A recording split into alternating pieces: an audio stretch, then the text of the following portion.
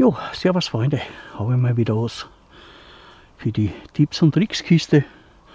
Ich habe das irgendwo gesehen, fragt es mich nicht mehr, ich glaube das war der Schwede.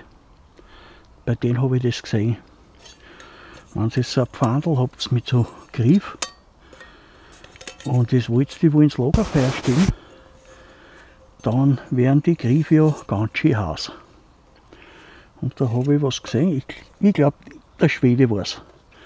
Der hat sich so ein Y-Stickel gemacht und fährt da, ich hoffe das sieht man, mit dem Griff einer, auf der herüberen Seite auch, spannt den ordentlich vor und dann könnt ihr es das aufs Feuer stellen. Also sucht euch ein schönes Y-Stickel, das darf nicht zu dick sein. Und dann könnt ihr das perfekt eigentlich aufs Lagerfeuer stellen, könnt ihr es gemütlich nehmen und da kann nicht viel sein. Ja Freunde, das soll es auch schon wieder gewesen sein, war nur ein kleiner Beitrag für die Tipps und Tricks Kiste. Danke fürs Zuschauen.